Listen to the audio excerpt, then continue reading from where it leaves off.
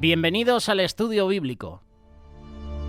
Cada martes presentamos este espacio que a lo mejor puedes escuchar un sábado en el canal de YouTube de Radio Solidaria, espacio que puedes escuchar en cualquier momento del día. Nosotros lo presentamos en la mañana, en la programación de Radio Solidaria, pero tú ahora mismo puedes estar escuchando este espacio en la noche o en la tarde. Es un espacio que no caduca. Es un espacio que no tiene un horario fijo. Y qué bueno que la palabra de Dios en cualquier momento del día la puedas escuchar. Porque la palabra de Dios es viva, es eficaz. Continuamos con esta serie que hemos empezado hace unos meses atrás. Continuamos con el libro de Génesis. Estamos ya en la parte final. Prácticamente nos quedan dos temas a tratar. La bendición a José y a Benjamín, que es el tema que tratamos en este día. Y próximamente, la muerte y la sepultura de Jacob.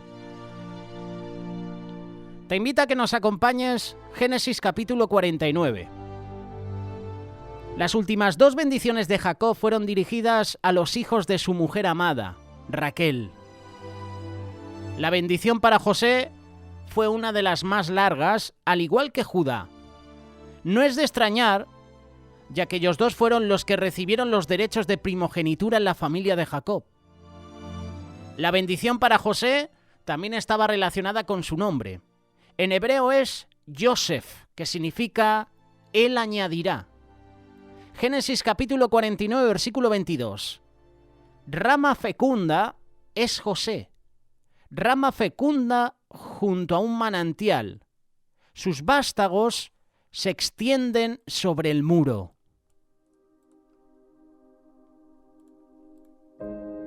Con José, el Señor añadió un hijo a la familia de Jacob, pero ese nombre resultó profético porque todo lo que él tocaba prosperaba. La vida de José se caracterizó por ser fructífera y muy productiva, lo cual fue de gran bendición no solo para él, sino para los que le rodeaban. En la bendición de Jacob a José se hace referencia a esto. Versículo 25 y 26. Por el Dios de tu Padre que te ayuda, y por el Todopoderoso que te bendice con bendiciones de los cielos de arriba, bendiciones del abismo que está abajo, bendiciones de los pechos y del seno materno. Las bendiciones de tu Padre han sobrepasado las bendiciones de mis antepasados hasta el límite de los collados eternos. Sean ellas sobre la cabeza de José y sobre la cabeza del consagrado de entre tus hermanos. Es curioso porque si tú analizas la bendición a José y estos versículos, en esta bendición se mencionan varios nombres de Dios. Poderoso de Jacob, en hebreo es Abir Jacob, pastor, que es Ra, roca de Israel, que es Eben Yisrael, Dios, que en hebreo es El, y todopoderoso, el Shaddai. En esta bendición, Jacob expresamente quiere mencionar los nombres de Dios. Y a pesar de todas las aflicciones y contratiempos que sufrió José en su vida, él nunca se olvidó de Dios. José nos da una lección, nos da muchas, pero en este caso nos da una lección importante de que cuando estemos pasando por tribulación o prueba, no nos olvidemos de Dios. A pesar del sufrimiento, a pesar de los momentos duros que podamos estar pasando, no te olvides de Dios. Es curioso porque es lo primero que hacemos, ¿verdad? Cuando las cosas nos van bien, cuando el negocio va bien, cuando el trabajo va bien, cuando la familia va bien, cuando nuestras relaciones van bien, nos olvidamos de Dios. Cuando las cosas se tuercen, ¿verdad? Cuando las cosas van mal, entonces es cuando clamamos a Dios. ¿Dónde estás, Dios? Te necesito, ayúdame. José conocía quién era Dios, y ese conocimiento le ayudó a sobreponerse a cualquier adversidad, lo cual también está reflejado en la bendición que su padre le dio. Versículo 23 y 24. Los arqueros lo atacaron con furor, lo asaetearon y lo hostigaron, pero su arco permaneció firme y sus brazos fueron ágiles por las manos del poderoso de Jacob. De allí es el pastor, la roca de Israel. A pesar de ese sufrimiento, a pesar de la persecución que sufrió José, él permanecía fiel a Dios en todo momento y Dios estaba con él. Puedes estar pasando una época dura, difícil.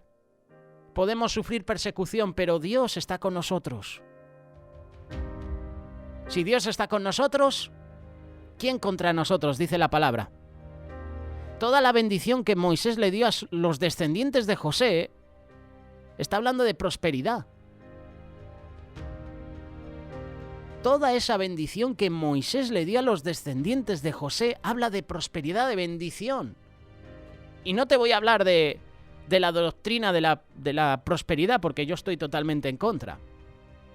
Pero vemos que si yo me entrego a Dios, le sirvo, en cualquier situación de mi vida, Dios me va a prosperar, me va a bendecir.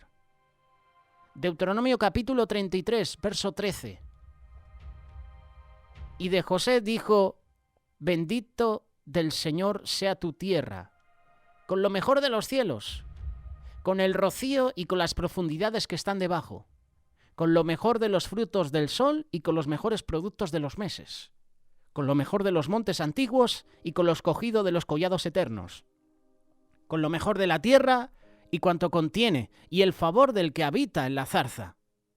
Descienda la bendición sobre la cabeza de José y sobre la coronilla del consagrado entre sus hermanos.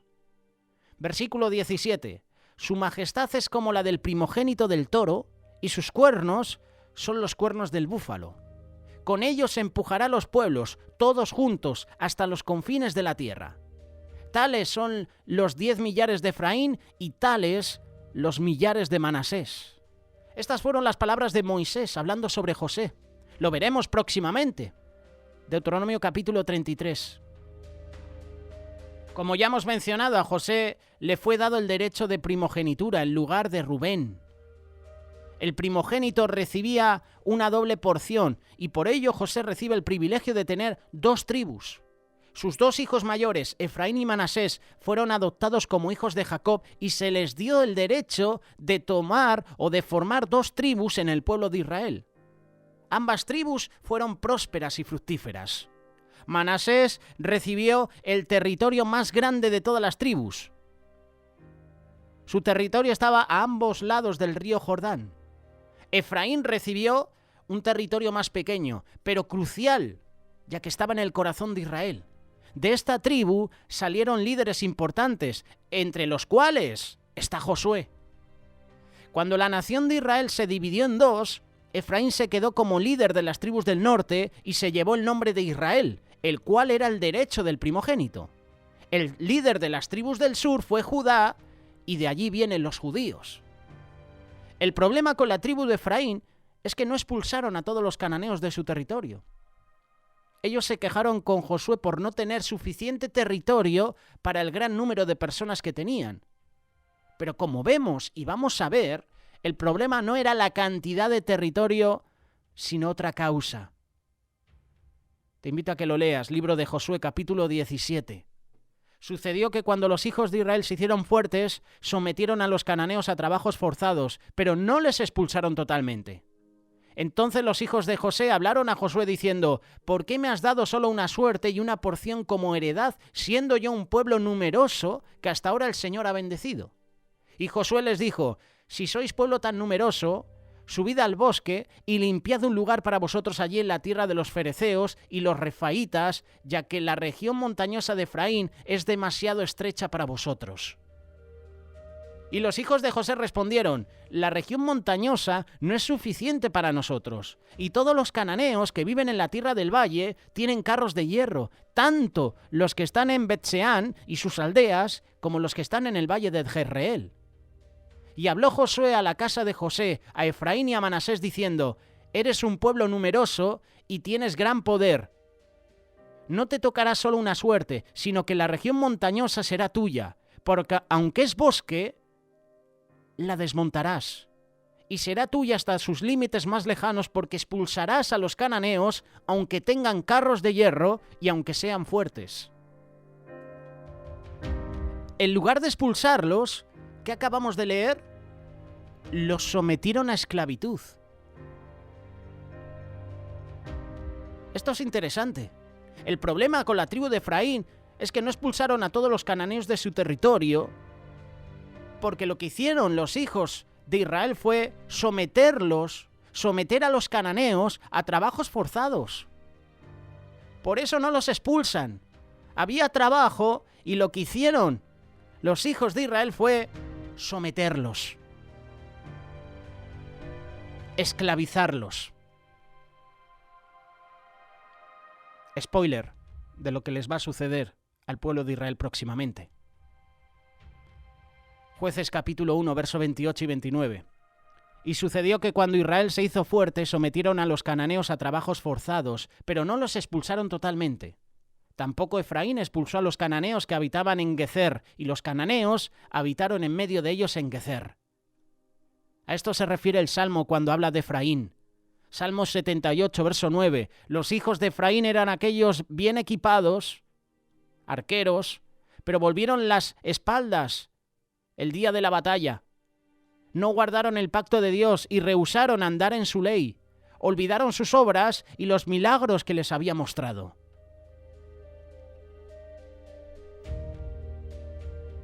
Esta es la bendición de José. Pero ahora llega la bendición a Benjamín. La bendición final de Jacob para su hijo pequeño fue la siguiente. Génesis capítulo 49, verso 27. Benjamín es lobo rapaz. De mañana devora la presa y a la tarde reparte los despojos. Qué curioso, ¿verdad? De nuevo Jacob usa un animal como analogía para su bendición. En el caso de Benjamín, lo compara con un lobo. Jacob vio que su hijo tenía un espíritu guerrero, pero así con toda habilidad, esa puede ser usada para bien o para mal. Y en el caso de Benjamín, su ferocidad corría el riesgo de ser usada en violencia. Y así sucedió en los tiempos de los jueces. Veremos próximamente el libro de Jueces, pero te darás cuenta que la tribu de Benjamín era conocida por su ferocidad, por su violencia. Por ejemplo, tenemos el defensor de la justicia, el libertador Ahod. En el tiempo de los jueces, el Señor levantó a un hombre valiente y astuto de la tribu de Benjamín para librar a los israelitas de la opresión de los moabitas. Jueces capítulo 3, verso 14.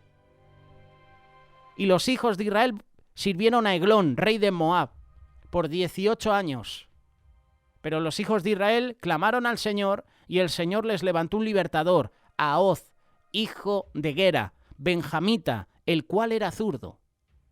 Mira lo que dice la palabra de Dios sobre Ahod, para que veas que los que pertenecían a la tribu de Benjamín eran violentos y cometían atrocidades. Podríamos decir, en este caso Ahod era el libertador. No había reyes, no había personas capaces en esa época de liderar al pueblo, y se levantó Ahod. Dios levantó a un libertador. Dice la palabra, y los hijos de Israel enviaron tributo con él a Eglón, rey de Moab. Ahod se hizo una espada de 2 filos. Imagínate la situación. Ahod se hace una espada de 2 filos. Imagínatela. De 1 codo de largo. Y la ató a su muslo derecho debajo de la ropa. Y tú dirás, oye, ¿por qué se la ata al muslo derecho de la ropa? Te digo, porque cuando cacheaban, cuando los soldados miraban a ver si los que iban a mostrarse ante el rey, pues tenían armas, tenían que depositarlas en un lugar. Pero claro, en el muslo derecho, ahí no cacheaban.